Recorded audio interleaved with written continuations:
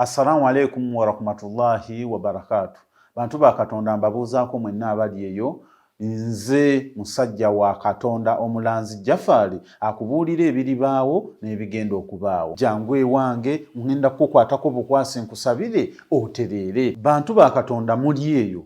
Mutawaanyizibwa endwadde amajini gabakozesa emizimu egy'abantu abafedda abanoonya emirimu bannange leero omukisa mulimu abaagala okunyweza abaagala baabwe leero bano abatatereera abo mbanyweza nga mpise musaala kubanze ndi musajja wa Katonda omulanzi abaana bamwe bali mu makomera jangu ngenda kusoma busomi saala yange olabe ng'embeera yonna etandise okukyuka mu bunnambiro bwe mba nkutte ku nsonga yo n'otereera akasiimo okampa omaze kulabako mwe abanneetaaze nsangibwa mukono wa Anthony Nakisunga gwe atasobodde kusituka kujja wano osobola okuyita ku simu 0700 Connect Pro bano bemanya bakira mu byokugula n'okutunda ettaka n'amayumba bo besigwa be batakusiba kiwani Connect Properties beba kuyunga ku makaga golubererako n'enkole n'ekibanja mpola kati beeyune munywanyi Tusange ku office zaffe ku Kampala Road ku Mabirizi Complex ku mwaliro gw'omusanvu ne Nansana ku Mastowa ku kizimbe okuli Opportunity Bank ku mwaliro gw'okubiri oba tukubire ku ssimu naawe osobola okufuuka landlord n'ekyapa kyo mu ngalo. Connect Properties. Boss Lugalabi Mugobi gulu yakedde kusiba tayiro ekawungezi ne ziyika ne muleka leero akedde kuzisiba kati mbadde enzigala ekinabiro bwende zingoberera akozesa biki alina ekivere tukiyawo tekitegerekeka oba mulimu ki ebyo abantu bakyabikozesa basibisa Arapex Style Adhesive tiles ne zinywera Arapex Style Adhesive takyaliko kubaganya birowoozo buli ayagala okunyweza tiles ku kisenge oba awantu wonna gwakozesa ne UNBS yakonamu dastamp ng'omutindo kyekyo akolebwa Ziden Tile Center ku noti 753 noti 65 228 abantu be Dubai ne Abu Dhabi appointments ne Southern Promotions babatusako King Saha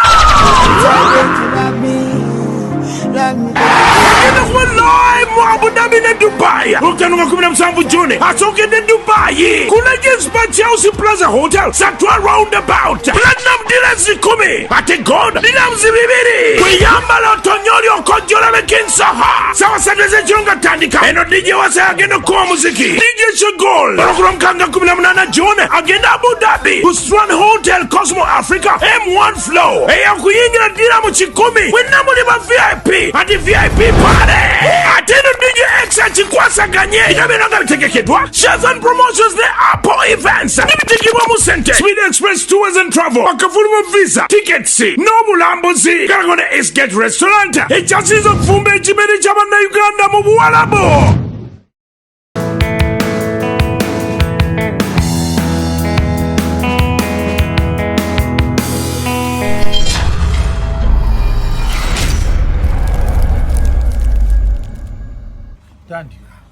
otandise otukutte tutandike tukulisi mayi tulina toola lunako lulamba jangu tugende tulina okukola ebyaffe ebiratu tukole ki jangu totekamwa rasta tutuule wano ndowooza King Fire kiri kitya tokwata saha tanaba kutereera bulungi jangu osooka okwata effe wano ogenda yimirira wa olinayo akatebe okampeera omwana ono leta ya tuli wano nno leero tuli wa King Saha we tusinzi tuli eno wansi eno ndoza gyakowolera bajjajjabe ebyoto bibeera wano nga tebizikira naye omwana oyo Saha naye ani ampita bw'atyo bana ki abampita ayita bwe bati eno owaye Saha onompako peva peva yalinye ebbeeyi omwana yambaliddemu peva ewange nga za $14,000 peva za bbeeyi ebintu byonna byalinyemu katenze ndi muzimbi nagambye $14,000 njakugulamu buguzi 15 otegera munnaye mubaddemu okusonda mubaddemu okukola ki okusonda naye Saha weebale kuzimba nnyumba Mu maaso awo tugenda abantu bayisaamuko nga tutambula mulabe naye saa kyena mwagaddeko green ali wano gino miyembe kiri kiguli muti gwaki ogwo muwanvu ogolooza ku muti gwaki ogwo simanyi miti nakoma kuva kedo kali simanyi sikyagimanyi.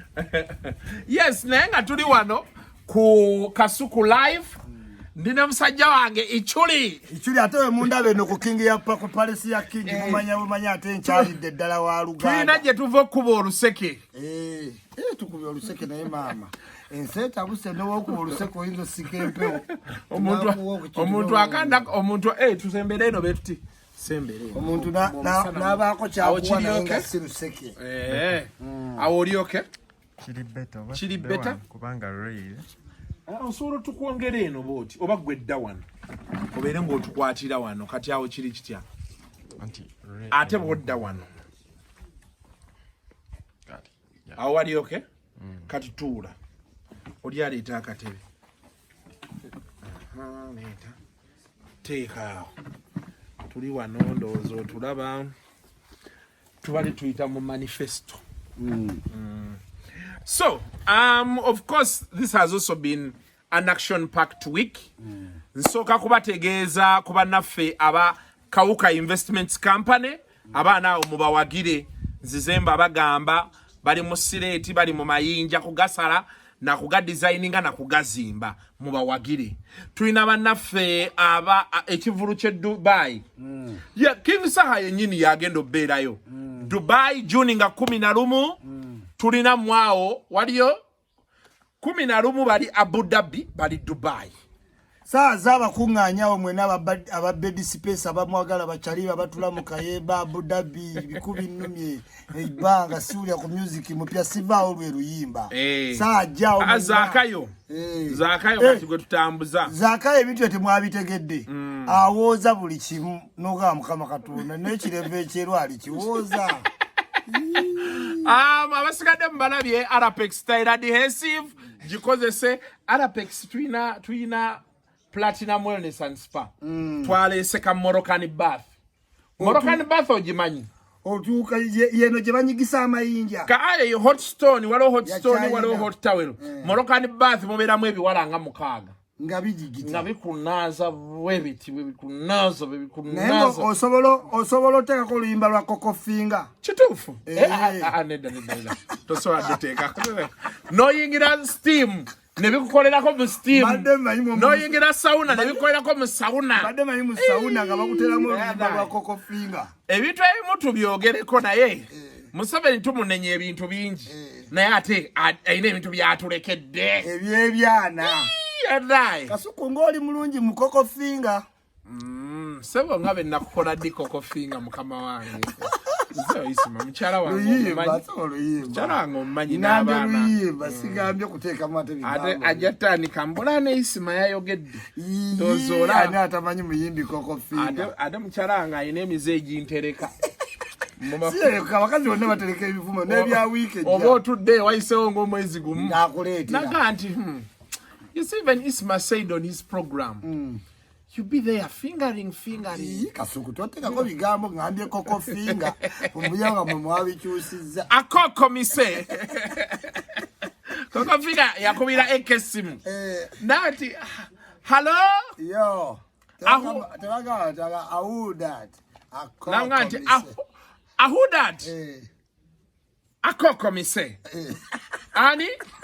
Akoko misenti gundi yogera gwani tinze koko finger koko finger yali abuze mu Jamaica bo musugo mukulu ja koko mise nabo omwana oyo koko finger naye wiki ewedde twasembayo tuli ku Sheeba yamaliriza ng'agenze ku CID by force.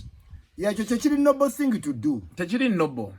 Wabadde wa ultimatum. Auntie. Amugainti you either report oba tukuchime. Auntie yali ataddewo suspense. Yali atadde kyetuyita ambiguity mu society. Isma.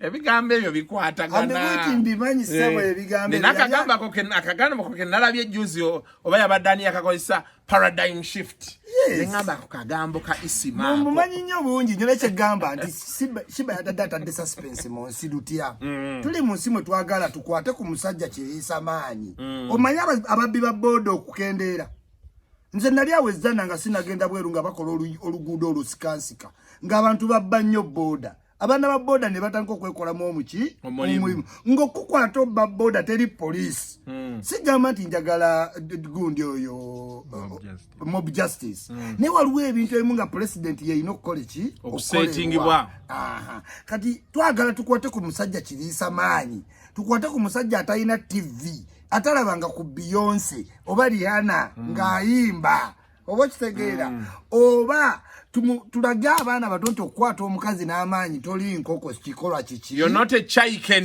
yes naye ng'ate avuddeyo ayogera naye omuntu tetumuyina suspect tetumumanyi ng'alinga waataamugumidde kubanga olina omumanya mu nsi nga Uganda twesanga mu buzibu bumu Kasuku wano mu covid abazadde bakutta abaana ba anko baabwe naye nga bw'oyagala olaininge ini ate osanga victim ne maama we bamaze okwogera nani ne accused okategeera kakati abantu nga balabamu bagamba Sheeba gwe ng'ewoli bw'oli munene kuba weerinnya tutandikire ku munene eki oyo naye ng'ate erudda ne Sheeba alina okubala obulamu bwe mweno Uganda mwe tuli omuntu wajjira akurepingire mu motoka yo Kasuku n'okutta obusa aba akola ki asobola naye gaba mafumu kyaga abasajja ge bakola kasumba olaba omuntu ogezaako okukwata Sheeba anti kyegamba nti abantu abamu beerimba omusawo yamugamba nti sente zo zimaintaininga olina okukwatayo kuweerinnya kati amuyigga abayita kwa usipate bayigga balabe ng'amufundiza muki. But also we need to ask waliwo ekintu ekigenda maaso ekinene nnyo tulina obuuzako dirisa oba management ya Sheeba that what were the terms of the deal, because some people are saying the word going on. There is a rumor she was paid 10 million, 16 or what. Okitegeera.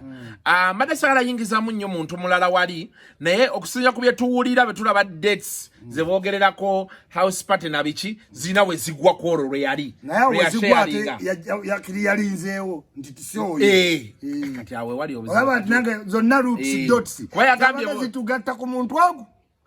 Nanga tumutegedde. Kwa yagambye betwogerako bonna sibe bo. Kuba tulina mwenda ne Bukenya bade basinzo bera mu mawulire naye yagambye nti sibe bo ate katwano kigambye nti at least ko Sheeba ku kyeyayogeddeko bana Uganda bagamba kale ko okitegeera naye kati bali boyagala obuuza mata kati ya CID mata ya CID kati ono boyagala dirisa agamba ya CID naye ate Sheeba exonerating dirisa nti yali agenze kweba advance team wegendo wagendo yimbira biki yali eno naye nze kyenjagala okugamba kamara ne ewe akawala amara simanya. However for me kyedayize mu byonna the chance to come out and clear your name kuba ye mwenda okutuuka awo wonna ye yali ayagala ekintu kimu Sheeba aveeyo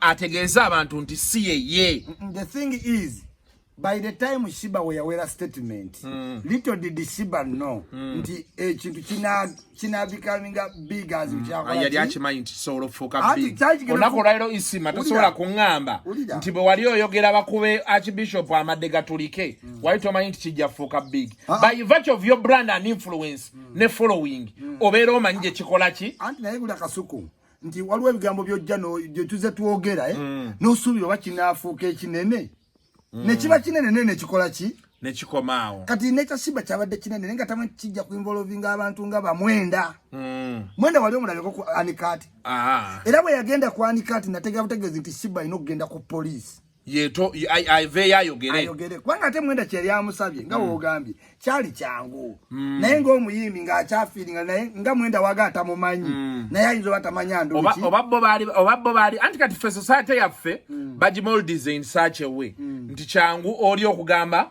okwata omutwe gwo n'aguteka ku kifaananyi mbw'oyo ekyuligo ade basitudde bwe bati. You, for us, we take it as a joke.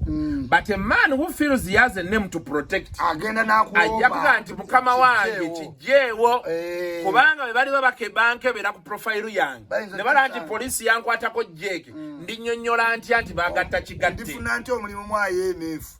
Naye kati ekiri atanoonya mulimu mu IMF agamba teekayo kati mwenda kye yakola kubanga yawulira Twitter ng'abantu bonna tiimu. Jjukira luli Twitter nga y'abagezi bokka naye kati gana amagye ga opposition ki n'abalala bayingirayo basikati bafuna n'abagezi ba Twitter bassemakadde.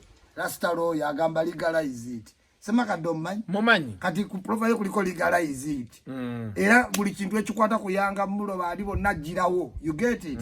Kakati abantu yambye ku Twitter be bagenda baddamu ziri tweets. Kati ne Twitter tekyali safe kati mwenda agenda olaba ku Twitter ng'omuliro gukuze nti prominent person tava ku TV ayina envi ayina olutwe walutwetwe embwa ya pusi n'anyanya ng'olabalize kangende ekintu kakikutte wansi ne waggulu. So naye what I think as going forward kina we kitutwala branding communication PR of an artist enakubeera handled etya kati awo Sheeba before coming much as it is painful ate oba yandisoose n'abaako NGO gy'ayogera nayo oba yandibaddeko n'omuntu omukulu gwe yandisoose okwogera naye because the challenge with all of these things is one rape kasita onaaba oba indecent assaulting eyo nga tolina bagenda lumiriza nga toli sure nti banaalumiriza. You know there are so many circumstances around there even crime okitegeera Isma osobola kati olaba Kanyamunyu mukazi wa Kanyamunyu ne muganda we nabo baabateekayo ekiteesayo muganda we mboba teya reporting ku police there and then ye gwe baakubira obukubizi omuwala oba teyakola ki okitegeera tubikwata oyinza okuba oli gundi to crime kyakibola ennaku zino omuntu ayinza okukubira nti kino kibaddewo n'okyuzinga okusooka odduke ku poliisi nagamba si kyali wange yampiseemu nga weewala kati gwe teberezaamu muganda wa Kanyamunyu yagenda eruzira ne yebakayo omwaka oba ebiri ne bamala ku fayiro wali ne baga nti ye teyalina musango oli yeka ye yagwina kati yatta emyaka jeegi ebiri. You get it? So oluusi abaserebu baffe baba personalities why it is very important for you to have PR teams and communication experts oba abantu abakulu to advise you now. Before Sheeba came out singa yayina NGO yandibadde yamugamba nti katugende naawe empola tuteekeyo omusango facts ozireyinga ebbeya mu statement so that whatever happens to you statement obeera wagiwa nga tolina kyeweekwasa kyotya nti oba bakusse oli balibeera nga ye first suspect nti yamwogera wano nti yakola ki kati agenda okuvaayo okwogera nti bantizeetize nga this whole process has been done what safely. But of course waliwo ange endala omuntu gyajja okugamba nti Kasuku you are not in Sheeba's shoes tomanche yali akola ki because bw'otunuulira statement ye gye yawa eri inconclusive erimu ebituli bingi ebyaleetedde bano okuteekamu ebintu byabwe kati labayo gye yamaliriza alaze ate oluvannyuma ate daawa press conference ate ssebo bagenda ebintu tebigenda kuggwa kati ate ng'otaddemu amagye ate bijja musumbuwa nnyo okitegeera kuba kati ku press conference yagambye nti bonna bemwogerako tekuli alimu akasajja kajja avaayo kamugambe my friend you need to disclose who tried to touch you indecently koche kaagala oba okitegeera bane kwekyo manyi waliwo omukazi yatwala omusajja mu kooti nti baamukwata kati nga tamanyi process ya kooti nga mukyala mukulu oyatuuka nga bamuyingiza mu kaguli nga defend lawyer agamba tunnyonnyole byali bitya bakukwata batya omukazi agamba yajja kola lawyer nambikula sikati tibikula tulabe nga bwe yakola omukazi yadduka misinde jaji ng'agamba kooti yadijjandi ng'omutemu asinga omurepisi ng'asinga omusango nga bamuwa ne ssente ze kooti anyway but sincere and honestly The Sheeba, I sympathize with you. How dynamics zensi za kwata wakati yao. Neze chenjagalo kugamba chiri chimu Sheeba. Watu nyonyodo nti okole emisana na chiroto umula webaka mu mmotoka. Walo kye tuyita cost sharing oba division of labor. Sheeba wetekemu abantu aba security according to the brand you have. Spice kye yagamba. Yes, wetekemu security kubanga no government ensije tulimu eri fragile. No muwagizi wayinza okutuusaako obuki obulabe out of ki kuba amazima gali nti Isma. Yes, Sheeba yagambye mbu because I wear like that teshitegeeza kubera abasajja gye balinga bakulaba omwana nga yakozesa sabuni n'amugwako. Nalina abasajja be nabya nasoma n'omuwala bita Mai ng'alinga Sibe Makerere. Nenga abasuubuzi bangamba Isma Mai ne bwaba ne sirimu kanfuwa Mai. Kati waliwo omusajja yatuuze ettaka anywa busungu walagi obwedda alimba abega bamugamba Sheeba yazze anajja ali mu mmotoka awulira yazze anajja tajja amutadde muki mu suspense wene weyeekamirira busungu walagi agenda okulaba nga nti maama nkwata bulungi simanyi kwata bulungi tebayiramu ng'alabira ddala bayiramu yennyini ng'alaba tekkeero n'asembera libanga omukono gutuuka n'agusembeza kati awo twagala omuyimbi ate bano basecurity bammwe omwali nnyenga ku stage ng'abeerawo olwo n'abawagizi abasikenga obuguwa bw'engatto n'akwata busungu walagi kati weetaagako protection ono kuki n'abayimbi baffe babaagadde nnyo ne batwala bafaani for granted. Let me tell you, ne faani akwagala akutta kyekyo kye bayita obsession averinga adduka n'akambe naye nga yazze kwaginga n'akwaginga ne kakufumita campus peni mubalaba bunnoko ku mpira gya Madrid Spain n'abuukayo n'adduka yeekwata kuki ku Messi ne balina engeri gye balina okukontrolinga. Nze mbadde nkusaba Sheeba mu situation gy'okoleramu eri complex abasajja banywa ebintu bingi momentum eba waggulu obudde bwa kiro genda ne security ekola ki ekumala ye bannaye wategedde tugenda mu debate debate y'ebyoku Uganda Musicians Association. Nga tate bagiranga wabula nnaku 2 kati omuntu yetegeka debate si kyekintu kyoteekawo obuteesi. Omuntu agenda okwesimbawo nga mwakola dda road map okuli ki debate nga mu 7 twanga ezasooka mu 7 yazigaana mu kalulu kali bamusuulako ki nsuule 7 agenda okukakkana ng'agenda debate nga ne bapadde bitama beesimbyewo 7 aga Sabitegedde. So woba omuntu anaaba ne debate togisunze njirabye leero poster ate ku TV ne ku ddembe bagitaddeyo leero ne ku ddembe bagitaddeyo leero si ku talk and talk waliwo show ya Bina Baby kubadde bagiranga nze badde njiraba ku TV nandilowooza nti balina okugabira media platforms balina otegeeza ba candidate in time naye nze kyenjagala okwogera kiriba ekitiisima ojjako nsonyiwa abantu batera nnyo okuŋŋamba Kasuku Isma muleka ayogere kuba bw'obeera okyazizza naye kino ekintu ky'abayimbi kinkwatako passionately abantu oluusi ebizibu oleeta byaki Isma kale kati ozimbiddemu ennyumba twali kwanjula eyo kwabulwa dda Dirisa najja nambuuzaako Kasuku ogamba otya neŋŋamba oba nanjo kyayo taba na ssente bamufene we yali ayingira buyingizi najja nambongako biki yateekawo system olwazi mujjako Kenzo ye muntu gw'ensanga tabaamu na ssente nze nava ku Kenzo kye namugaana kwe kumpa advice ayagala okugaba advice akola nze nga bwendaba simamanyi gavumenti ku bya gavumenti bireke mukwano simutegeera yagenda wali Evelyn Lagu ng'oli top star mu ggwanga omuyimbi anoonya ssente za nsigo najja ne bamuyaayaanira wadde ez'okufuuwa nga tewali ninga Kenzo yitamu n'omutwalo senva nadda ku ssaha bamuyita nze nga bwenda agaba advice nze nategeera ekigoba abaana mu big talent Ku advise. Naye ayinza kuba ye ababuulira nga ye abaddewo. Who has seen and done it. Ate abaana bamuyita papa bamulimba ne bamukuza. Kanaatuka kawa alina otuwa. Kwegamba mutuuzi wa nkiiko. Nebatenewoza teyakuwayo ssente. Teyampaayo. Naawe nga wadde omulanga bamufuuwa. Yali ajja baati. Kati nandaba nga ali ku maiki. Nagamba Kasuku ogamba otya najja nampa high five.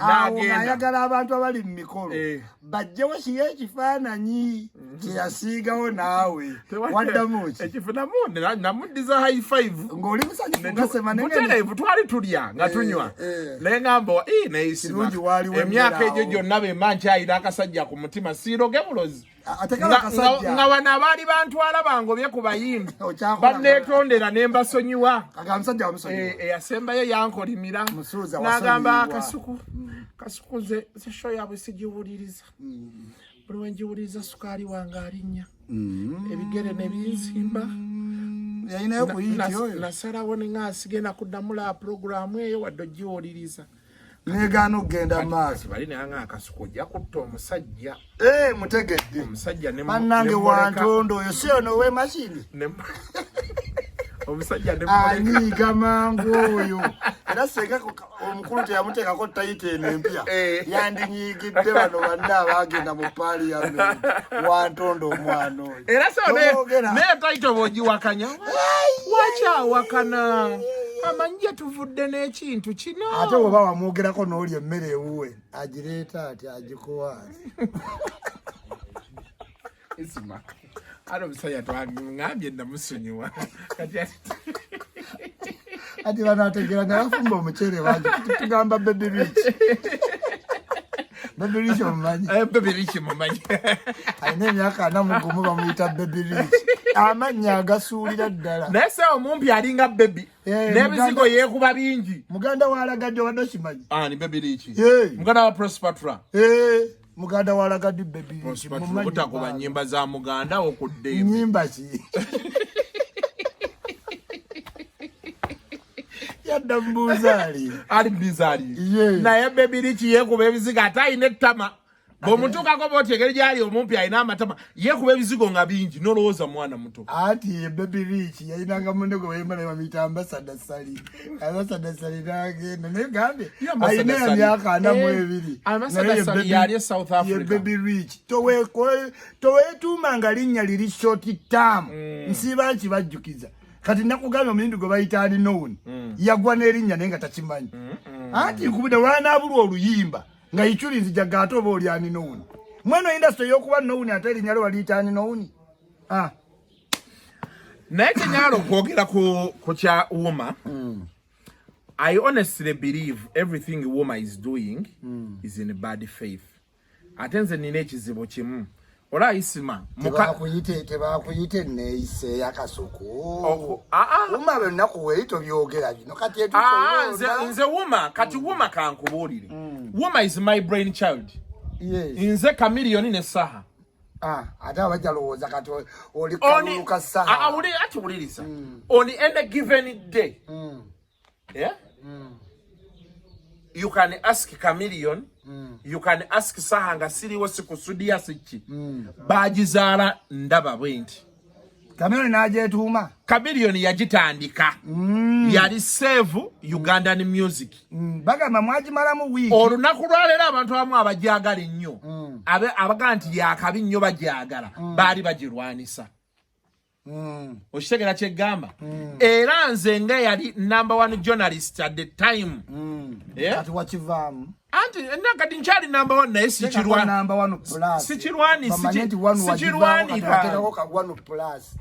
max kati ndi 1 max 1 pro max okitegera ne tutuula there are concessions that had to be made era Wuma yayonoonekera mu WhatsApp kuba ffe nsobola kuba ekifaananyi ate nkiraba bwe nkiraba mbeera sirina muntu gwe nnyinnyonnyola nga tugenze wa Elvis Sekyanzi nga tugenze wa gayono wa yani UPRS.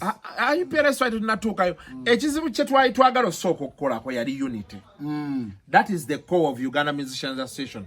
Abayimbi ba DJ n'abamawulire bajje wamu. Oshitegedde. Bwe bajja wamu babuuze problem eri ki? Kubanga ekitawaanya olunaku lwaleero music industry. They are simple personal egos. Oshitegedde? DJ abeera awo n'agamba Mburema yazze kukwanjula n'atambongako. Anto Oshitegedde? Kasuku oboyita obutono. Bwebo bwennyini obumugulu mu bw'abayimbi. Anche nkunyonnyola. Omuyimbi najja mu bbaala n'atuula. Naga nti DJ teyakubye luyimba lwange. Edda baakubanga n'eŋŋumi musirikiwa. Oba okitegera kye ŋŋamba? Oli naga nti Kasuku yanjogeddeko, bye yanjogeddeko waliwo yamusasudde anjogereko. You know, those simple issues. Kati nga Chameleone agamba, tetugenda ffenna kusika nga tugenda mu maaso. Bwe tunaabeera nga Isma ali ku page ye, Kasuku alowooza kike, ne Chameleone alowooza kike. Naye nga teffenna twetaagisa. Bwe tutuula ne tukkaanya nti kati omulamwa gwa kutwala music wa Uganda mu maaso. Bangamba mbu mutuula nga Nigeria buli engoma kyebakoze wano. Ne mugamba tutaasa music wa Uganda nga amabala gonna gajjudde engoma z'aba Nigeria. Andi byebyo Chameleone kye kyali tutambuza bbaala ku bbaala. Nga Chameleone agamba bannannyini mabaala nti twagala mutandika okuba 70% Ugandan music. Naye nga ye Chameleone agamba yagenda yakole collaborate ekyapu muliriza. Ye Chameleone kye yali agamba kyali beekiti. Nga ye Chameleone agamba nti tekigenda ku happening radically. Of course after we agree tugenda kubuuza nannyini club, tugenda kubuuza DJ, tubuuze wa radio, tubuuze wa TV. Kiki kyoyagala tukole? Music wa Uganda atuuke ku level w'omu appreciating da. Kati batunnyonnyole nti twetaaga okukolayo conferences, twetaaga otwala ba producer ebweru, bongeremu amaanyi wano, twetaaga oshegeera. Kati of course nga tebakibaze nti kigenda kubeerawo in 1 year. But within 5 years, betutegeera nti how do we get our music playing again? Capital quality kijooyagala nti yeeno. KFM, Dembe, Spark, NTV, NBS, kati babikoleko. Bwe bamala obikolako music wa Uganda ddemu ayimbe. Okitegedde kye ŋŋamba. Kati balyoke bagambe nti now music ali ku level buli ayani mutuyambiddeko wetumwetaaga. Kati ebizibu ebirala biri ki? Copyright. Tukitakolinga tutya. Government intervention tugitakolinze tutya. You get it? Ulupo lwagikola mu wiiki emu. Baabukira copyright. Bonna. Nga balwanisa kibuuka. Owa Uganda performing Federation of Performing Artists of Uganda. Baabukira kibuuka. Baabukira UPRS. Era olaba ne bino ebintu byonna babikoze wume ebikola. National Culture Foundation yezze. Federation of Performing Artists of Uganda. Buuza nti eri waawo. Yakibuuka. Erina okubeerawo wakati awo. Baagibuuka. Bakadde bwe bagamba abakadde kati jangu kukalulukano mali mwagala nnyo kaddi y'abantu nga totangayo jajjawo n'omu kati jangu kukalulukano balangirira akalulu. Who sat down? Constitution yegamba kikukulangirira akalulu okujja. Akalulu already kali a year late. COVID. Nebekwasa COVID. Okiwulira. Akalulu bekabeera a year late. Tetwalabako General Assembly approvinga nti akalulu kongezebweyo. Yani tudde virtually. Personally sikimanyiiko eyinza okuba yatuula. Tebaagayo Kasuku oyogera ng'agent wa Saha. Wayegowa muli comment. Wano sinayo Saha sina we namusayiningide na wamu. Ogenda kuwuma tewali. Ate bino byenjogerera bikuba Saha. Naye nze njagadde mbiyiseewo. Kubeera nze senga nali Saha era akalulu sandikazzeemu. Ng'ate gwa mutwala okuwandiisa. Because he had made that decision. Yes. Olunaku olwaleero Isma waliwo baganda ba Bobi Wine abayimirira naye emabega nga tebamanyi lwaki tuyimirira naye. Naye muganda waffe ye agambye akola ki? Kigaga kya family omutima agenda. Nina okuyimirira emabega waani? Musesale agenda ne Museveni nga muto. Nga tamanyi Museveni byagenda. Yes. Naye n'agamba tukole ki? Ngenda ne baaba. kati General Assembly saagimanyako tebangayo Electoral Commission ya Uganda yandibadde tegeka akalulu ako waliwo Electoral Commission munene bwati womulaba wiza n'okutuyita mu mulyango TV mukwata mutwe omusajja namutidde asukosekachi sajja ina muwa amajani chokose kakomawo wano kada chikusesachi ogera muwa amajani gachi gamusalo olubuto naye kyentidde wanateeka sikini ng'olubuto lusaze kati mbadde ekyakunnyonnyola kati bw'otunula ani yalonda Electoral Commission boss ani yamuwa mandate okitegeera ekyokulala what was the road map people woke up one day we are calling for submissions tebamanyi lunaku lwe banaalonda tebamanyi how campaigns will be treated debate tebaajogerako baagisuddewo kwegamba enziba y'obululu ey'abano era yagenze muki muwuma baani okitegeera enziba y'obululu abobbi bw'abano yagenze mu baani kati ngenda kuwa example ffe tulina sako ku monitor oba Gombia yayitamu Sam soko jeko ka music twewaleka copyright kati first ku monitor twalina later external people to conduct the vote oshitegedde the same people that are interested in a woman are the same people organizing the election oshitegedde atenga bagikyamya webale ate bategese akalulu be bakategese kwegamba kabenga akamusabba so it is quite a very unfortunate something that is going on and it is unfortunate musajja wange yakalulu yakajjamu chokola tewali obululu calling oba bino byagendo tereza musajjawo kisoboka naye nze kyendowooza kati kuwuma waliwo abantu abaliyo and I'll be honest with you n'omubuuza exactly what are you doing atuuma olunaku olwaleero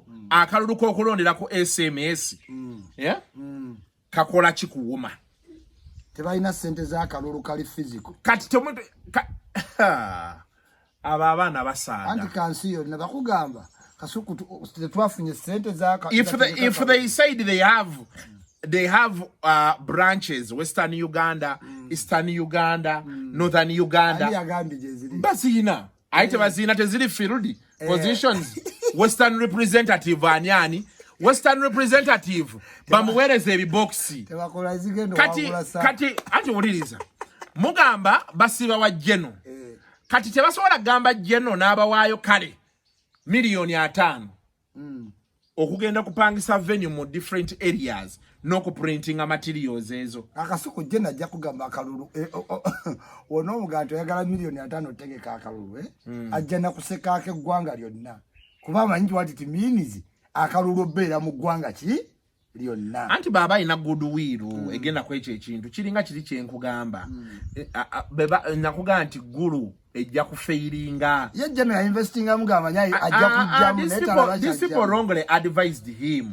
onakolwayo waliwo abali batwalide general up nga they have quoted billions of money I am going to give you an example twina song boost up ekola nnyo it has been spearheaded by Sandy one man as its face do you know how many musicians are there many those same musicians basasula emitwalo 3 n'ekitundu buli mwezi okubeerako okumonitoring ennyimba zaffe zikuba zitya obulango bukola butya ate effective thank you very much yes, now omuntu omugamba ekintu Kasuku n'akiteekamu nga kugamba nti Play Store kugamba download the app mudakiike mune gamba downloaded open oyinanga ejo download believing tosobola kakati nti wekiba nti bali abantu abalimu baletera abantu to believe nti kati send eddoboozi lye akulietinze believability so why aren't the people in the government abawulira nti baagala twala music mu maaso why aren't they doing the same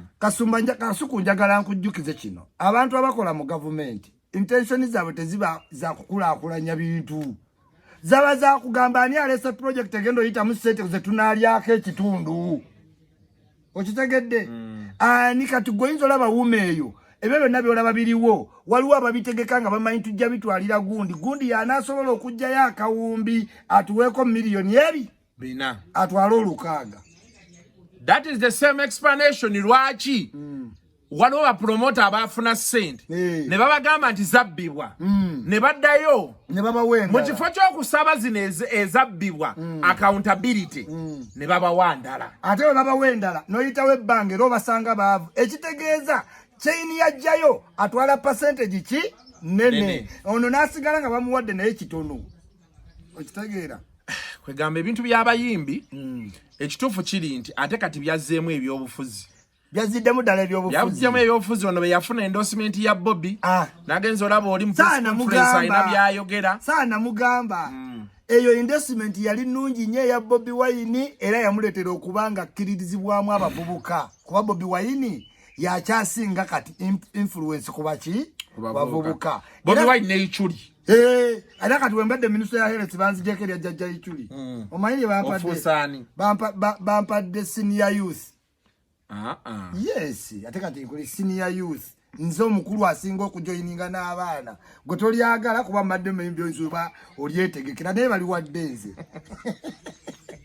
oyinza oba wadde olyetegekera naye bali wadde kati bangambye Isma oli senior youth kati wali omukadde amanye entertainment lwaki toleese ejjemba ayogere ku bintu naye nze kale nzonda Isma nze mbabuulireko kale ekintu ekinnuma kiri kimu ate bo abantu tebakimanyi abantu babuuza nnyo Kasuku gwe ng'okifiirako kubanga nze mmanyi omanyi ati gye kiraga olunaku lwaleero nze okutuula n'essaha wano ne nkwata saha ne mugamba nti nategeseyo ekivvulu najja nannyimbira ku bwereere nzije nfune miliyoni 10 oba 5 nze nina ebintu bye nsobola okufuna mu saha nga bya billions of money singa bakkiriza ebintu ebimu okubaawo ekyo kirina ttandikira wa mu kulondanga kuno ne batalonda butulikas dirukaters from whatever side Kasuku beno jabyoga nti bajja kugamba Kasuku obyogera saagwa wagira tali mu process eno nedda kati siri ku kyasaha wadabuwi wali wekuweredde banganyigiriza wangule ebintu biterero ofune of course nze mpagira saha ekyo buli omu akimanyi kubanga mmanyi nti olunaku olwaleero akazito saha kagenda oteeka ku government to deliver what a musician needs sindi sikajja oteekako kuba sindi abaddewo mu system n'atakikola kyova omuyita butulika sigwe mbadde referringa towards a butulika sikimenyawo kubanga wali mbadde ngamba nti government instead of bringing in butulikas okitegeera bwetufuna sirutegeera olubigambo by'abakasuku sigambye nti sindi is the butulika in different departments everywhere. There are people butulika ebagulawo butu najjamu ebintu bebo abagula buno. So what I'm saying is this. There are so many things we need to streamline. But the people today handling the business of the musicians, they are pretenders.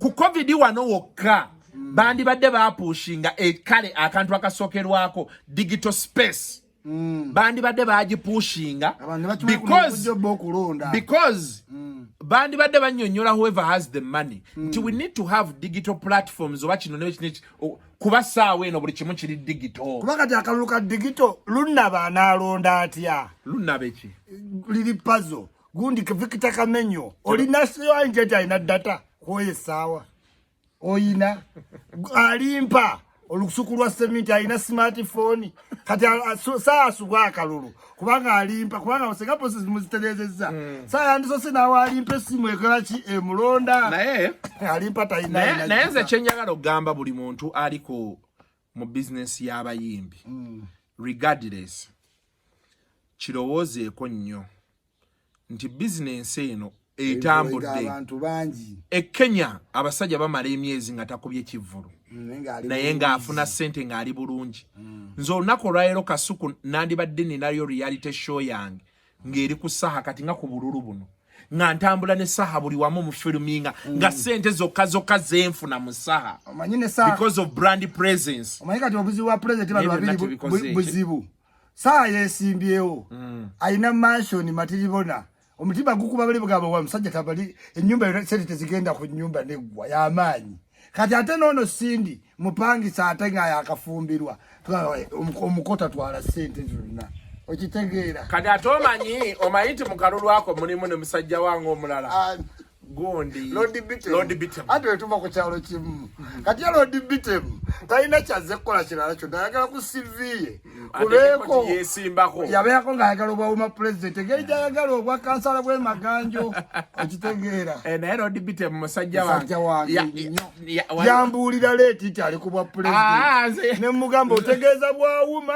oba otegeeza bwakigo kirala twali tugeze gasaha bamaze omunominate n'omulaba mu process awo nampita Kasuku soko nangamba Kasuku madde nkwetaaga ku tiimu yange nange nzize nanga Lord Bitem ngenda kuwagira oli ku kifo ki ndi ku kifo kya president nemugamba Lord Bitem toyonoona budde bwo nanyigira yalina barasita be basatu ne banzira emabega ne batandika okundeekaanira ndi katuuti ni moderating eno era fe Lord Bitem nembagamba nammwe Lord Bitem tajja yita mutokigambanga wote mukwano muganda wange nange ezo nyini Lord Bitem nanyigira namusanga nakaleta ayenulendule nemusanga nangamba Isma nkwetogo atochima tuva kuchaleka goma mpo jango seconding nimuganda akasekendinga sana eche ngendo kola kiri echi sigenda kwogera kirungi ku Sindi Bitem nangamba obero wo kubiri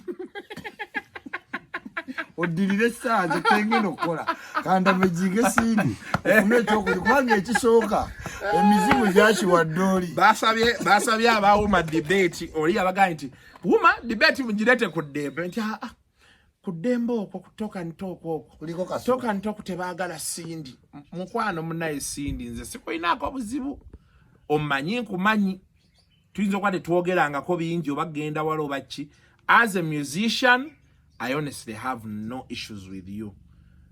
Oshitegeera. As a critic, sikuinako buzibu. Katuli omwami wo. Just muleta. Kati ngasiba inako kubanga nze ndi critic. Walongera ne criticizing embaga nti yaliko mubisi. Okitegeera tekwali bya kuno kwaliko mubisi. Si kituufu. Wali abayebyo okunywa. Amawulire gaje kubanga embaga yasigo genda ko sente entono. Si bigambo byange. Gwebye James Sindi Kasuku tobimubulya ne bimawulye mu ebiri nze Isma nkwagala nnyo naye njagala saawa ngule koyo kubanga waliwo president gasiba inako mukwano nga tulina wofunira saa te ku office ya Sikonko na Sindi manyi jabeera but going forward kajja kungobera bwerere but going forward whoever wins the race bino byonna bibeerawo mu bululu netulaga the pros and cons lowooza ku bayimbi banno muve mu kulya ssente muve mu kuba egoistic okimanyi nti nowuma efuusenga NRM secretariat dumping place oba kaliya yakuggwako ng'ogenda wakati ono omukazi wa chapati asiika ono chapati ku ikotolio akolawo okyawo ani asiika chapati ono yali gundi Shekati wange Gombe eyafumbirwa ono omusajja omulemo wa Simba muko wange muko Gombya oyo yali nga Sister Sophie oyo yali Shekati wange Gombe nga takubye kiboko za bwerereza swala nagero tukambula mu bwensi nga akolera mu bbala nengane mukama Katonda kati emigo omukazi yali atukuba jaji Sophie yali akuba Shekati omumanyi Shekati yabeeranga Sophie aweze emyaka 45 Sophie asinga clinicalisa obukulu Kini kalisa ali mwezi 5 ga Sophie ali mwezi 6 akaza abatukube mo bayita ne kini wasoma na era naye nga ndi mu kibina kya wansi nga yali mu kyawa ggulu nga nze gwatuma mba girlfriend ani kini era girlfriend we mumanyi ola chobanga neti ya kweni BS tovaako yangamba beero ko Isma taina sente kini jagaba yakujjukira taina sente zagaba kini munsawo enkalu kuva Gombe nga ino olugezigezi gayanta malira mu staff room yetwala n'abasomesa ntandise okwagala kini kati nga ina TV naye omwana oyo okusomero nga lugezigezi atukube eswalo izo gamba ina akafaananyi ka nabbi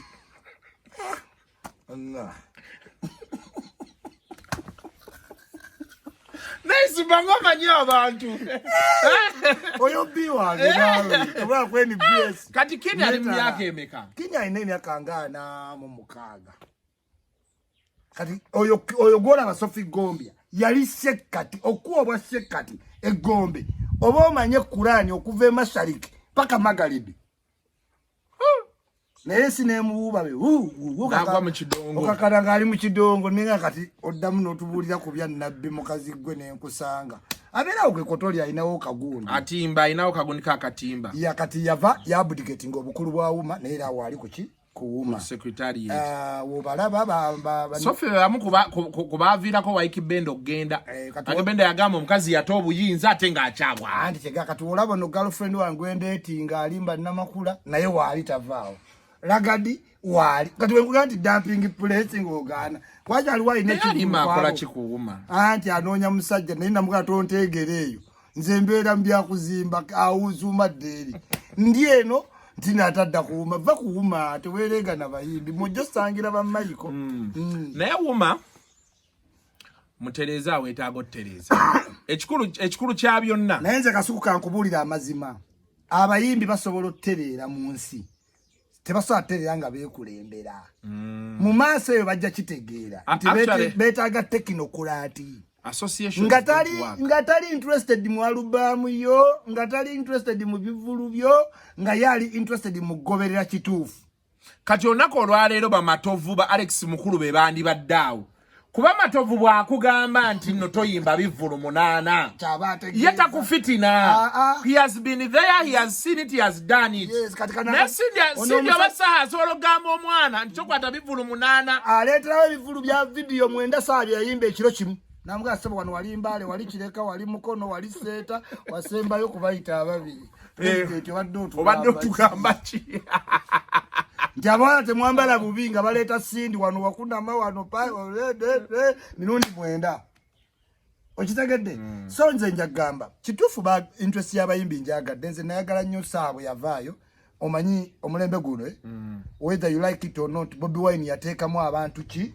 confidence in fact over confidence kiretedde abaana bangi nze mbalaba ne ku university okwesimbawo kati saa kyamuyamba nnyo lwakuba kati obuzibu bwalina saali so reserved kati saa yeetaaga okumpa obukadde 10 omwezi nga nze mwogezi we kubanga omuntu atayogera bw'omukwasa mu time enkyamu oyinza omwogeza byatakoze eki byatandyogedde kati abantu abamu kye bakoze mu eno game bakiyita provoke kwa bategedde nti ze lady back what guy kiringa Kasuku wonookayana n'omwana ananaagira ffe twalina omwana ananaagira mu ssomero nga yasinga owanika omukono ku bibuuzo ebizibu si ku bigambo ebizibu kati nga tikyagala n'amulonda ng'ekigambo kiri photosynthesis n'abeera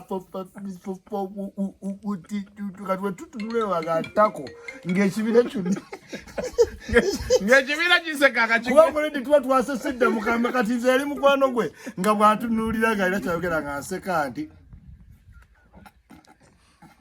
basaka nenge ekigambo ate awanika nnyo omuki omukono kati abantu bategedde nti saawa omuprovokinga can resort to what to a song kati continue provoking naye tuno olibala zaakayo newe tujja mubuuza olibala zaakayo olwo baategedde dda gye lugenda kyenkugambye wali nti baategedde ali reserved kati eri ewali abantu abamanyi campaign yewali omusajja n'amugamba nti kati mumusosonkereze kati saa n'amukubamu oluyimba okitegeera oluyimba nze nga Isma bwe nandirowoozezza lwandibadde lulungi nnyo ng'akalulu kakoze eki kawedde kubanga either we lubadde lujja ba meaningful whether saa awangudde oba takoze eki kuba oba oyagala bwa president ate oba oyagala unity okitegeera kale toyinza kugenda ku road to unity wadde waliwo omuntu ogu nze Isma nga nsojja Bobi Wine naye ngezendwale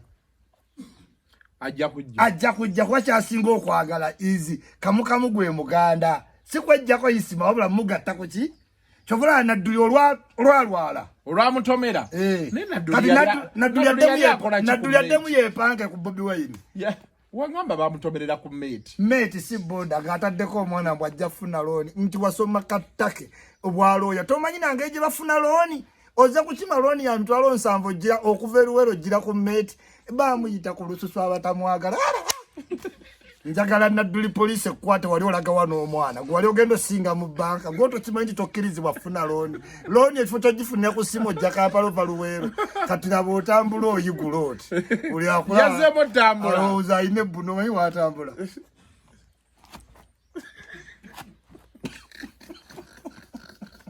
Kashumba musanyufu. Kashumba yakamu yandifudde. Atambula ng'owe Bwino. Kati ebyo natoddangamu linnya mmeti okuva eruweeru. Linnya takisi. Ali ku mmeti ki bamuyisako gaadi. Osiiba wala n'abantu ku intaneti. Gakulanya otambulira mu Bwino ogira ku mmeti. Anyway. Kati kowonyera omwaka guno n'ogujja. Nozo dakiika zeezo. Amina. Ezibuzeeyo. Tugenda yeyo naye. Tugenda kukola party 2. Tulina okwogera ku Zari. Tusooke twogere ku Zari. Tunagenda. Yeba naye Zari nga yatabuse. Buli weekolako operation ennyingi oba oli muto. Okitegere ze nnyini gwe tomulaba nti yejja mu embiriizi ne yeekuba akabina empiso n'addawo mu olwo ye Zari oli gw'omanyi. Si yeye. Si yoyo. Si yoyo n'ali extra. Zari Max Pro nga gw'ogambye. Kasuku Pro Max. Kati ne Zari Pro Max kati gw'omulaba mwana mu 7 ye yaddayo dda mu 2 mu eki? 5. Baba yakubye dabo akaana. Yabadde ayogerawo mu video bwe mwana si mukulu. Oyo chali wange we wali chali wange. Siwe Tanzania kayo mbadde mugamba. Wawano we munyonyoze mumanyi. Nena mugayo wae nange newe kintuulako nga kitakulamu ku moli wanse. Omwana nga yakitakudde ne kyegira ne kyestu nga oyo si Koko Finger. Koko Finger yanyumiranga mu governor naye sawana bamuzizza. Tebakyasobola muzza. Kati abantu system yagende ekyoka Koko Finger yanyumira mu siriki yawo. Abana bekolanga ebintu mu siriki yawo. Koko Finger nga yaliko. Naye bifeimu tebyandigudde nga siriki. Siriki yandibaddewo ne tulako ku siriki eri civil. Ngabola governor beeri. Mu governor waliwo ebintu byotasobola kwekola akola. Nenge chali ya chibati nga Koko Finger yavuga. Ateddaga Koko Finger yekaya avuga. Ngobba n'obunyako. Nanchinga ng'olugwa mu bulago n'anywa fani. Nanchinga mukyala wa muko. Nalwoga. Bera mba nalwoga. Nanchinga ye mukyala wa muko. Nakasinola. Banakafuliita nga beeyisizaawo mungu lotya. Ngugambye wakatombaga tujja kuliisa woma na fooko. Naye oba tewaliiwo simukisa mu byoze guno. Azijukiza kali akayimba kebayimba nga baalula abalongo. Kawakayima golaba kanyenyo. Golumbe wali ogezeko mu kwabya abalumbe. Twegenda wali mu kwalula abalongo. Ne Jenkins. Temuyinza butagera. Ne Madrata ni Chiko. Mwenera mufaanagana. Bannayi ne tutuuka amatu ne gatuluma. Mmwe. Amatu gatuluma. Kati ekyewuliza kigambo ekikulumya amatu. Muganda wange kati kankubulireko Isma.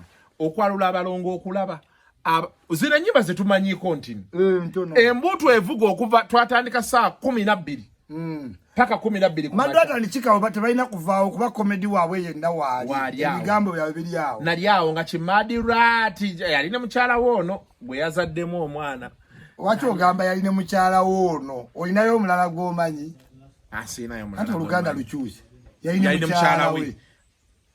Nebo ga yaline Kasuku namusanze ne mukazi woono. Omulala aluwago gwatero bana fana nchiba kichamu ekitambula ye bana gundi ya Madrati yali ye munene Madrati yono wa P7 kaliaka Madrati ke kaliaka P4 yono Chiko yo wa P7 Chiko Chiko we nasanga ne mukyala we oliyo warabaha olabawo ya muchawa ati yali afunye omulala yali alowoozo kyawo mukazi kyangu oba mumpito kyaya wa mukazi mangu bo asa omukazi oyo yajoga mu Madrati ya muwanga kyesatu ate Madrati ayinza sukka olubega naye kyesatu saawa eno kyamaanyi ne lubega yennyini okwejjako ssente ye gyagijja alinga Dirisa nkutidde ate Dirisa yalaga wala oba kano ke yagenda otunda Oluganda bannanga omwana mukodo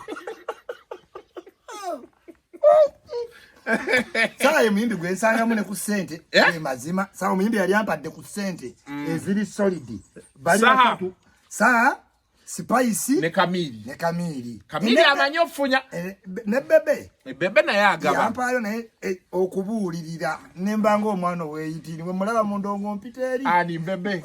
Ate olina kyowulira mu ndongo ennyimba zonna zikuyitako kati nno wulira. Embeera gye tuli temugitege. Ate kana akokukoona manna Kamiliyoni asuna oli akoona. Kati Kamili wati akola nnyo buno okusuna. Oba abasawo abaganda bwe babagamba bannange. Ndoza abangusika attention yekomewo. Ndoza emikisa tegenda omusajja ayago. Kamili naino muze. Baba nyumya nawe bano bachalibe ne bagamba olamiri kwezi ngazi kilo mundi gumu muleka binyumye anti omanyi nnyo nze nabadde wewawizo nga buli bujje kunya kibamuletera nga yesi tulanga ki kamuga Kamiliyoni oyiye ebyokunywa nga kiryoke nga omwana agala kundaga nti Kamiliyoni star wayiwa ebyokunywa tewali kiriwo wabiyiwa we baleeta ebirala jeddu wa musiga ebizigo wadde eno nenga Kamiliyoni nakulaba ddobwa sita tolina kuneekolezaako omwana oyo yeekoza ne sipapa yaba naye waleesanzeko sipapa bamudize emmotoka ye naye kugaye emize azzeemu ku sipoozi naye kati ke yakoze yaleese enkofiira yambala n'amasuuti tomanyi nakuza yambala masuuti sipapa yafunye n'enkofiira ng'eya Bitex kati awo kyanguwa bw'obaga nti omugaggaze ayagala faana bagagga Nero lyo mwana sipapa omwana oyo abulamu shanti azukuka bizuku sinagenda nayita omayiti sipapa teyesiga bizigo ati tegaya abulamu shanti nakuyitako ngaavu okusenyengo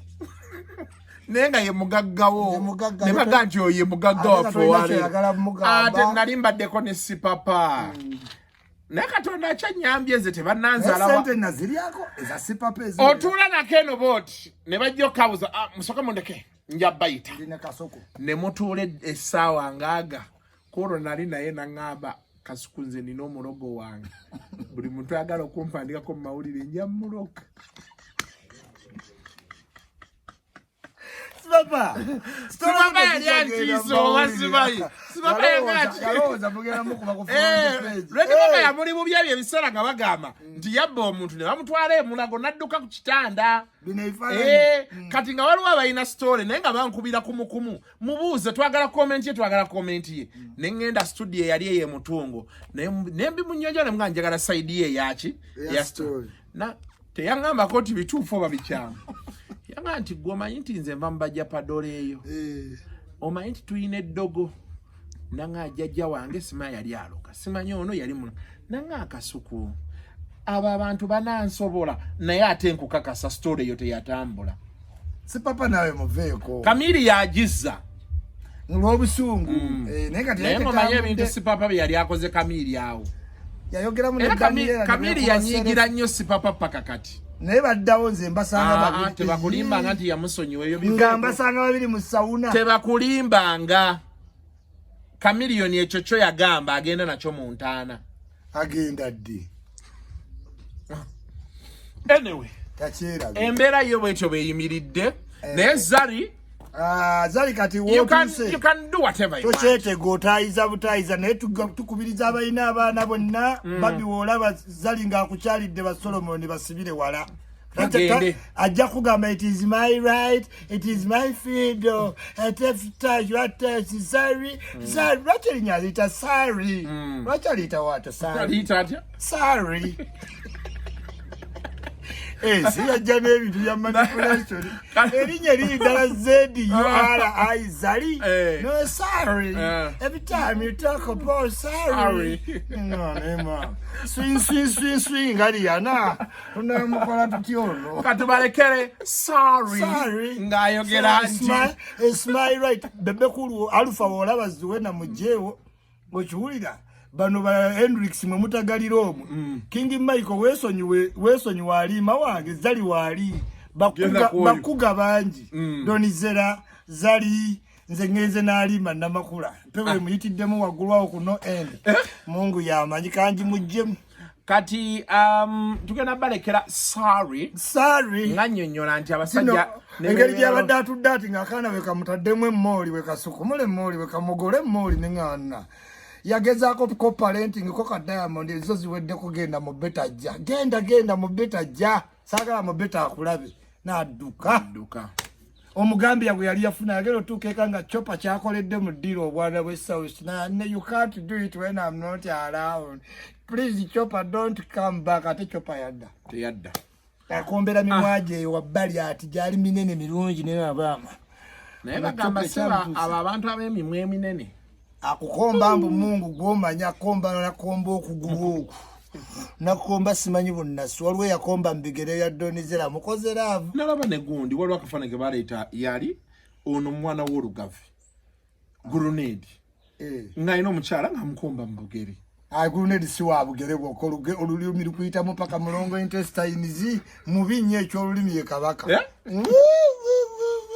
Era kati talina sente nerinda December. Mubeere bulungi mweraba.